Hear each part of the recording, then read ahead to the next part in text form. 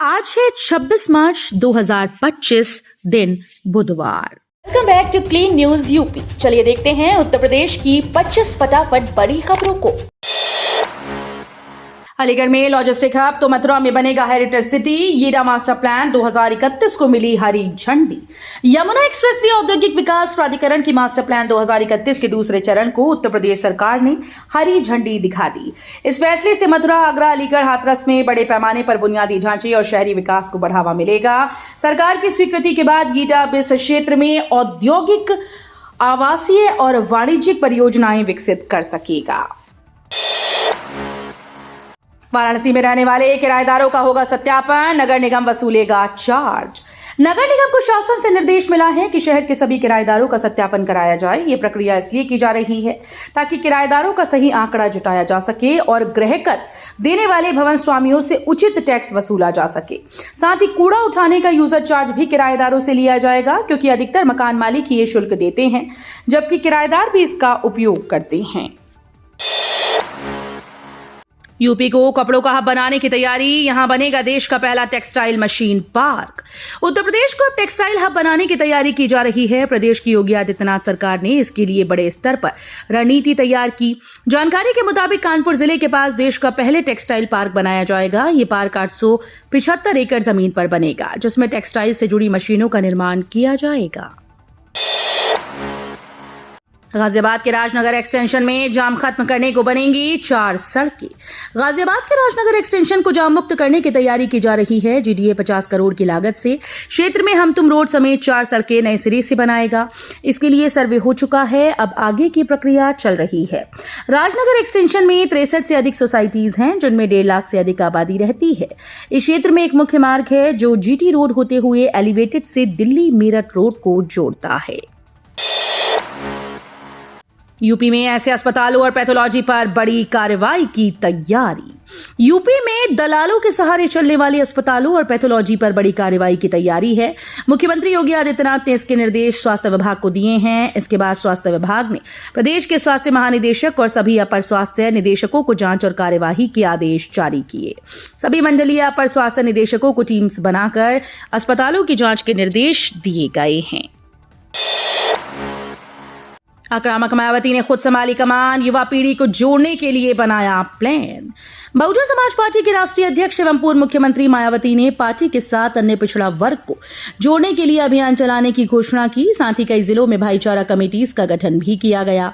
मंगलवार को पार्टी कार्यालय में ओबीसी समाज की राज्य स्तरीय विशेष बैठक में बसपा सुप्रीमो ने कहा कि दलितों की तरह ही पिछड़े वर्गों के लोगों के प्रति केंद्र व राज्य सरकारों का जातिवाद, द्वेषपूर्ण व संकीर्ण रवैया रहा है। चारबाग रेलवे स्टेशन पर दोबारा शुरू होगी प्रीपेड टैक्सी सेवा। चारबाग रेलवे स्टेशन पर प्रीपेड टैक्सी सेवा दोबारा शुरू होगी। पार्किंग के लिए नए सिरे से हो रहे टेंडर में इसे भी शामिल किया जा रहा है। प्रीपेड टैक्सी सेवा शुरू होने से यात्रियों को सुरक्षा की गारंटी मिल सकेगी।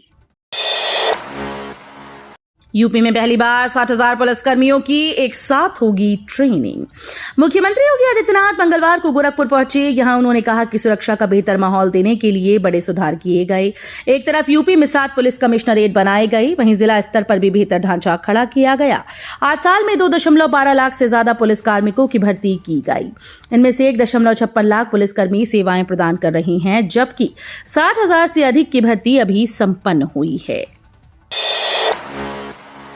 नोएडा में शराब की दुकानों के बाहर लंबी लंबी लाइन्स, एक के साथ फ्री ऑफर पर मची हुई है लूट। उत्तर प्रदेश के नोएडा में दिल्ली की तर्ज पर कई शराब की दुकानों पर एक के साथ एक बोतल फ्री का ऑफर निकाला गया। शराब की दुकानों के बाहर लोगों की लंबी लंबी कतारें लगी हैं। लोग सुबह से ही लाइन लगाकर शराब की बोतलों के साथ पेटियां खरीद रहे हैं। मंगलवार की सुबह से ही नोएडा के शराब की दुकानों पर शराब प्रेमियों की भीड़ टूट पड़ी। देखते ही देखते कई शराब स्टॉक खत्म हो गया। एक पेटी पर एक पेटी फ्री का ऑफर लेने के लिए दुकानों पर लोगों का जमावड़ा लगा हुआ है। यात्रियों के लिए बड़ी खुशखबरी। नमो भारत ट्रेन स्टेशन पर शुरू हुई स्मार्ट लॉकर सुविधा। नमो भारत कॉरिडोर के यात्रियों के लिए अब सफर के दौरान सामान की सुरक्षा को लेकर चिंता करने की जरूरत नहीं। एनसीआरटीसी ने साहिबाबाद और गाजियाबाद स्टेशन पर स्मार्ट लॉकर की सुविधा शुरू कर दी, जिसे यात्री बेहद कम शुल्क में घंटे के हिसाब से किराए पर ले सकते हैं। शुभ मुहूर्त पर होगी राम दरबार की स्थापना, पास लेकर मिलेंगे दर्शन। यूपी के अयोध्या में मंगलवार को राम मंदिर भवन निर्माण समिति की बैठक में निर्माण कार्यों की समीक्षा हुई। समिति के अध्यक्ष नपेंद्र मिश्र ने बताया कि प्रथम तल पर राम दरबार की स्थापना होनी है। मई माह के शुरुआती 15 दिन के अंदर शुभ मुहूर्त में राम दरबार स्थापित हो जाएगा। राम दरबार के दर्शन के लिए पास की व्यवस्था होगी। उन्होंने बताया कि 1 घंटे में 50 लोगों को राम दरबार में दर्शन का पास जारी किया जाएगा। नोएडा से ग्रेटर नोएडा जाना बेहद आसान होगा। नई कनेक्टिविटी से 16 किलोमीटर कम होगी दूरी। नोएडा ग्रेटर नोएडा दोनों शहरों को जोड़ने के लिए नई कनेक्टिविटी तैयार हो रही है, जिसके तहत हरनंदी पर पुल की अप्रोच रोड का काम चल रहा है, जो अगस्त तक पूरा होगा। यह अप्रोच रोड हरनंदी पुल से नोएडा ग्रेटर नोएडा एक्सप्रेसवे की 45 मीटर सर्विस रोड तक करीब 623 मीटर तक बनाई जा रही है। कंपनी ने 8 फरवरी को निर्माण शुरू किया था। इसके बनने के बाद ग्रेटर नोएडा के एलजी चौक से एक्सप्रेसवे तक की दूरी महज 5 मिनट में पूरी की जा सकेगी। गंगा एक्सप्रेसवे के निर्माण में अभी और लगेंगे 3 माह। जिले में गंगा एक्सप्रेसवे का निर्माण पूरा होने में अभी 3 माह और लग सकते हैं। बताया जा रहा है कि 90% काम पूर्ण हो चुका है। फ्लाईओवर, अंडरपास जैसे बड़े काम अभी बाकी हैं। बदायूं सीमा से हरदोई जनपद की तहसील सवायकपुर तक जनपद में करीब 160 किलोमीटर की लंबाई की गंगा एक्सप्रेसवे का काम चल रहा है। जिले की सीमा में एक्सप्रेसवे 42 किलोमीटर लंबा है, जो 44 गांव से होकर गुजर रहा है। संभल को 11 जोन और 28 सेक्टर में बांटा, सोशल मीडिया की कड़ी निगरानी। अति संवेदनशील श्रेणी में शामिल संभल शहर को डीएम डॉक्टर राजेंद्र पैंसिया ने 11 जोन और 28 सेक्टर में बांटा है। इसके अलावा 1800 लोग पाबंद कराई गई। ये कार्रवाई पुलिस प्रशासन की ओर से लगातार एहतियाती तौर पर की जा रही है। 24 नवंबर को हुए बवाल के बाद क्षेत्रीय पुलिस प्रशासन के अधिकारियों ने निगरानी बढ़ा दी है। ईद अलविदा की नमाज को लेकर लखनऊ में ईदगाह कमेटी और पुलिस प्रशासन की अहम बैठक। उत्तर प्रदेश के मुख्यमंत्री योगी आदित्यनाथ ने ईद, शारदीय नवरात्र समेत अन्य त्योहारों को लेकर जिम्मेदार अधिकारियों को जरूरी निर्देश दिए हैं। सीएम योगी के निर्देश पर अधिकारी भी अपनी अपनी तैयारियों में जुट गए। इस साल 31 मार्च को ईद मनाई जा सकती है। राजधानी लखनऊ में ईद उल फित्र और अलविदा की तैयारियों के क्रम में Idgah committee, Islamic centre of India और जिला प्रशासन पुलिस कमिश्नरेट की एक अहम मीटिंग हो गई है। महाकुंभ में वायरल मोनालिसा की जगह उनकी तस्वीर होगी मुख्य अतिथि।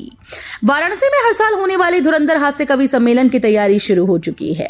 1 अप्रैल या मूर्ख दिवस की पूर्व संध्या पर होने वाला आयोजन 31 मार्च को 80 घाट पर होगा। इस बार का आयोजन महाकुंभ की थीम पर होगा। मुख्य अतिथि महाकुंभ में वायरल हुई मोनालिसा की फोटो को बनाया जाएगा। मोनालिसा के अगल बगल 2 विशिष्ट अतिथि असुर शुंभ और निशुंभ का मुखौटा लगाकर बैठेंगे। वाराणसी सिटी ट्रांसपोर्ट की बसेस में एमएसटी सेवा बाधित, यात्री परेशान। सिटी ट्रांसपोर्ट सर्विसेज लिमिटेड के डीजल और ई बसेस में यात्रा करने वाले करीब 3000 यात्रियों को अब एमएसटी की सुविधा नहीं मिल रही है। लखनऊ से स्मार्ट कार्ड आपूर्ति बाधित होने के कारण ये सेवा बंद कर दी गई, जिससे यात्रियों को अतिरिक्त किराया देना पड़ रहा है। एमएसटी धारकों को यात्रा किराए पर 10% की छूट मिलती थी, लेकिन ये सुविधा बंद होने के कारण अब यात्रियों को रोजाना अधिक किराया खर्च करना पड़ रहा है। देश के सबसे बड़े एयरपोर्ट पर बनाए जाएंगे 6 एयरोब्रिज, दी जाएगी निःशुल्क जमीन। नोएडा इंटरनेशनल एयरपोर्ट से अप्रैल में कमर्शियल विमानों का उड़ान भरना मुश्किल हो रहा है। टर्मिनल बिल्डिंग का निर्माण कार्य पूरा न होने के कारण उड़ानों में देरी हो रही है। पहले फेज में यहां 9 एयरोब्रिज का निर्माण किया जाएगा, जबकि कुल 10 एयरोब्रिज बनाए जाने हैं। ये निर्माण कमर्शियल उड़ान शुरू होने से पहले पूरा करना है। आईआईटी कानपुर में बनेगा centre for mental wellness. IIT Kanpur देश और दुनिया के प्रतिष्ठित शिक्षण संस्थानों में शामिल है, लेकिन बीते कुछ वर्षों में यहां छात्रों और शोधकर्ताओं की आत्महत्या की घटनाएं बढ़ गई हैं। ये चिंता का विषय बन गया है। इन मामलों की गहराई में जाने पर मुख्य कारण पढ़ाई और रिसर्च का बढ़ता दबाव निकलकर सामने आया। इसे देखते हुए अब आईआईटी कानपुर प्रशासन ने एक बड़ा कदम उठाने का फैसला किया। आने वाले 2 से 3 महीने के भीतर यहां मेंटल वेलनेस सेंटर स्थापित किया जाएगा। पहले चरण के निर्माण का फिनिशिंग कार्य जारी। वाराणसी में कैंट काशी विद्यापीठ और रथ यात्रा स्टेशन पर रोपवे निर्माण का अंतिम चरण जारी है। यहां फिनिशिंग और टेस्टिंग का कार्य तेजी से हो रहा है। वहीं लक्सा गिरिजाघर और गोदौलिया पर निर्माण कार्य अभी भी प्रगति पर है। सीएम ने कहा, महाकुंभ ने दुनिया को आस्था की ताकत को समझाया। दीनदयाल उपाध्याय गोरखपुर विश्वविद्यालय में मंगलवार को सीएम योगी आदित्यनाथ ने भारतीय योग परंपरा में योगीराज बाबा गंभीर नाथ का अवदान विषय पर 2 दिवसीय राष्ट्रीय संगोष्ठी का उद्घाटन किया। बतौर मुख्य अतिथि संबोधित करते हुए सीएम ने कहा कि आस्था आर्थिकी का कारण बन सकती है। महाकुंभ ने दुनिया को इसकी ताकत को समझाया। जिलाधिकारी की घोषणा, 28 मार्च को सार्वजनिक अवकाश। जिलाधिकारी ने 28 मार्च को सार्वजनिक अवकाश की घोषणा की है। इसके साथ ही 30 मार्च को चेटी चंद्र की छुट्टी हो रही है। इस दिन सभी सरकारी कार्यालय, स्कूल, कॉलेज बंद रहेंगे। इस प्रकार उत्तर प्रदेश बेसिक शिक्षा परिषद की अवकाश तालिका के अनुसार 31 मार्च सोमवार को ईद उल फितर का अवकाश होगा। बैंक यूनियन और भारतीय जीवन बीमा निगम संगठन की अवकाश तालिका में भी 31 मार्च को अवकाश घोषित है। यूपी के मौसम में बदलाव, अब बारिश नहीं होने की संभावना। मौसम विशेषज्ञों के अनुसार आगामी दिनों में उत्तर प्रदेश में बारिश की संभावना नहीं है। पूरे प्रदेश में मौसम सूखा रहेगा, जिसके कारण दिन में गर्मी बढ़ेगी, जबकि सुबह और रात के समय हल्की ठंडक बनी रहेगी। अगले कुछ दिनों में तापमान में और वृद्धि हो सकती है, जिससे गर्मी का असर और तेज हो सकता है। उत्तर प्रदेश के दिनांक मौसम संभागों में कोई विशेष चेतावनी नहीं है। 1 अप्रैल से बदल जाएंगे 5 नियम। एटीएम से पैसे निकालने वालों को लगेगा झटका। मार्च का महीना समाप्त होने वाला है और इसके साथ ही कई महत्वपूर्ण नियमों में बदलाव होने जा रहा है। आम आदमी की जेब पर सीधा असर डालेंगे। 1 अप्रैल 2025 से एलपीजी गैस सिलेंडर की कीमतों, यूपीआई पेमेंट सर्विस, जीएसटी नियमों, बैंकिंग नीतियों और एटीएम से नकदी निकासी पर नई शर्तें लागू होने वाली हैं। इन बदलावों को नजरअंदाज करना महंगा पड़ सकता है, क्योंकि कुछ मामलों में नियमों का पालन न करने पर जुर्माना भी लगाया जाएगा। भाजपा के नाथ होंगे राजनाथ। नवरात्रि के बाद कभी भी हो सकता है नाम का ऐलान।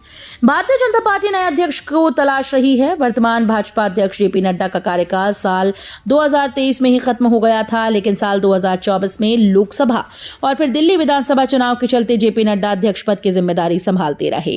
भाजपा के प्रदेश अध्यक्ष की चुनाव की प्रक्रिया जारी है। कई राज्यों में अध्यक्ष का चुनाव हो चुका है, वहीं कुछ राज्यों में अभी चल रहा है। राज्य इकाइयों के चुनाव हो जाने के बाद राष्ट्रीय अध्यक्ष का चुनाव होगा। तो ये थी आज की 25 फटाफट बड़ी खबरें। अगर आपको न्यूज पसंद आई हो तो वीडियो को लाइक और शेयर जरूर करें। धन्यवाद।